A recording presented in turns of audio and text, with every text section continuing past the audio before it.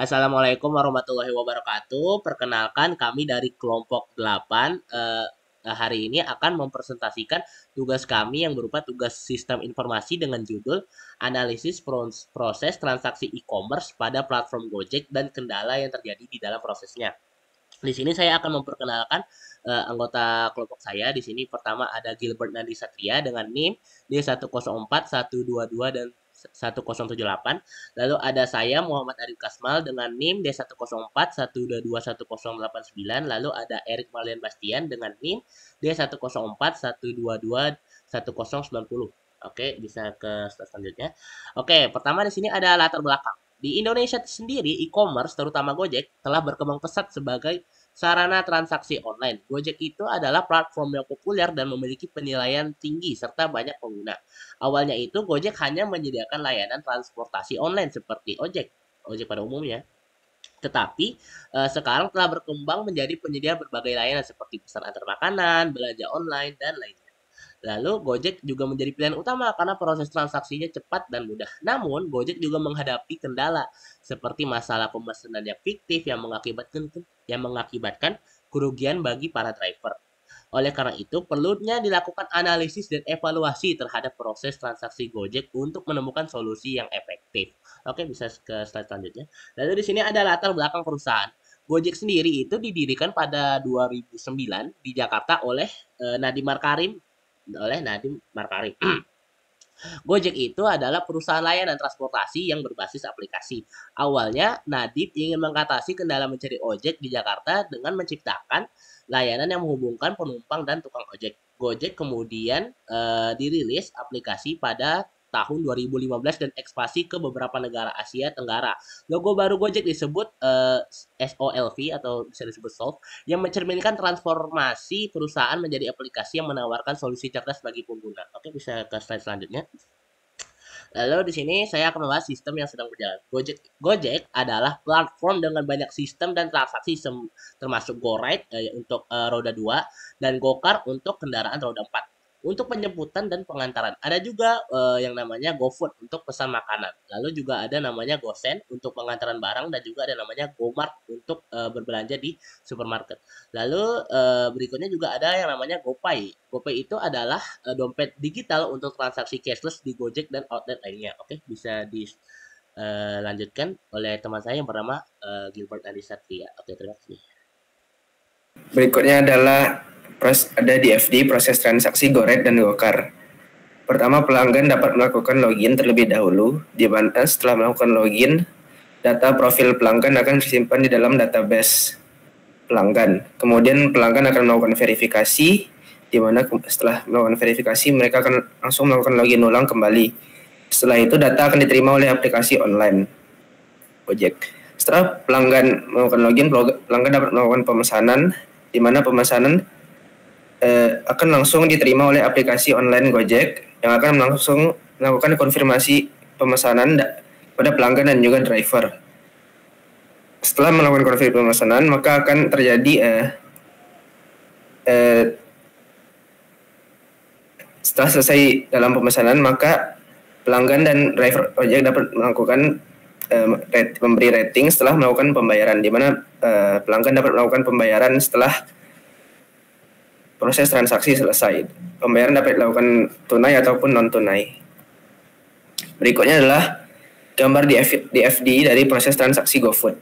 Pertama-tama Gojek akan memberikan restoran untuk mengisi biodata restoran ke dalam aplikasi Gojek, di mana setelah mengisi data, pelanggan dapat melihat dan mencari makanan yang ada pada restoran yang sudah didaftarkan di Gojek.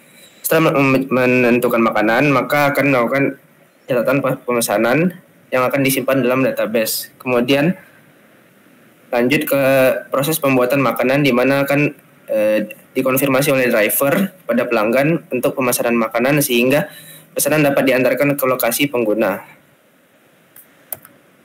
Berikutnya adalah gambar use case diagram dari transaksi GoRide dan GoCar. Nah, di sini user dapat melakukan login akun Gojek terlebih dahulu. Kemudian setelah melakukan login, mereka dapat memilih layanan GoRide atau GoCar pada aplikasi Gojek. Setelah itu, mereka dapat memilih lokasi tujuan dan penjemputan pelanggan. Setelah menentukan lokasi, pengguna dapat melakukan konfirmasi pemesanan sehingga dapat diterima juga oleh driver di sini dan juga sistem. Setelah melakukan transaksi selesai, maka pengguna dapat melakukan pembayaran dan pemberian rating. Sistem di sini juga memiliki tugas untuk menerima pemesanan dan mengirim pesanan kepada driver. Kemudian driver dapat menerima pesanan dari sistem, setelah itu melakukan konfirmasi dari pihak driver yang berikutnya juga akan melakukan penjemputan dan pengantaran kepada pengguna. Sehingga setelah itu dapat menerima pembayaran dari pengguna, mau itu cash ataupun cashless. Berikutnya adalah use case dari proses transaksi GoFood. Pertama-tama seperti transaksi pada umumnya, maka pengguna harus login dulu ke aplikasi Gojek. Setelah itu pengguna memilih layanan GoFood pada aplikasi Gojek. Setelah itu mereka harus memilih makanan yang akan dipesan terlebih dahulu. Setelah itu mereka dapat membuat pesanan. Pertama-tama memilih lokasi terlebih dahulu. Setelah itu baru dapat mereka mengkonfirmasi pemesanan dan melakukan pembayaran secara cash ataupun cashless. Setelah proses transaksi selesai, pengguna dapat memberi rating. Kemudian di sini tugas sistem adalah untuk menerima pesanan dan mengirim pesanan kepada driver dan mengkonfirmasi pesanan kepada driver. Di sini tugas driver adalah menerima pesanan, mengkonfirmasi pesanan dari sistem, dan juga melakukan penjemputan makanan di lokasi toko ataupun outlet dan mengirimnya kepada pengguna. Setelah itu driver dapat menerima pembayaran dari pengguna. Berikutnya adalah implementasi dan pembahasan yang akan dibahas oleh teman saya, Erik. Berikutnya kita membahas tentang implementasi dan pembahasan. Implementasi, pada bagian ini kami melakukan implementasi dari analisis yang telah dibuat di atas mengenai proses transaksi e-commerce pada platform Gojek melalui DFD dan use case diagram. Maka implementasinya adalah melakukan transaksi pada fitur GoRide, GoCar, dan GoFood. Slide. Untuk melakukan login, cukup masukkan nomor handphone dan konfirmasikan dengan kode OTP melalui aplikasi WhatsApp seperti berikut. Untuk melakukan pemesanan GoRide atau GoCar, pilih menu GoRide atau GoCar. Setelah itu, pilih lokasi penjemputan dan lokasi tujuan, maka akan muncul terakhir lakukan pemesanan.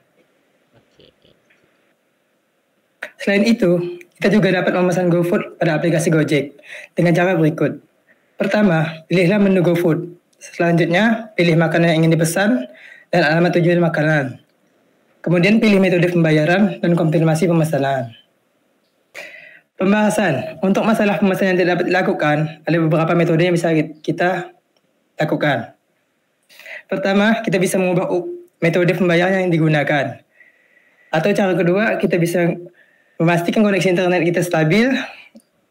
3, kita bisa buka aplikasi Gojeknya. Yang keempat, bersihkan cacat aplikasi Gojek dan pastikan menggunakan versi terbaru. Untuk mengatasi masalah pemesanan fiktif, kita bisa melakukan di antaranya dua cara.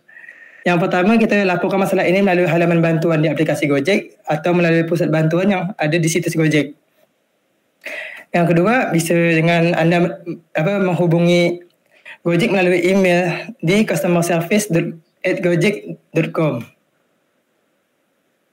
Kesimpulannya, berdasarkan analisis kami, transaksi e-commerce di platform Gojek mudah dan cepat. Kami telah membuat DFD dan use case untuk memahami proses transaksi yang terjadi di GoRide, GoCar, dan GoFood. Gojek juga memberikan solusi untuk kendala transaksi, seperti mengubah metode pembayaran, memeriksa koneksi internet, dan menggunakan versi terbaru aplikasi Gojek. Untuk kendala pemesanan fiktif, pelanggan dapat melaporkan melalui aplikasi Gojek atau website Gojek.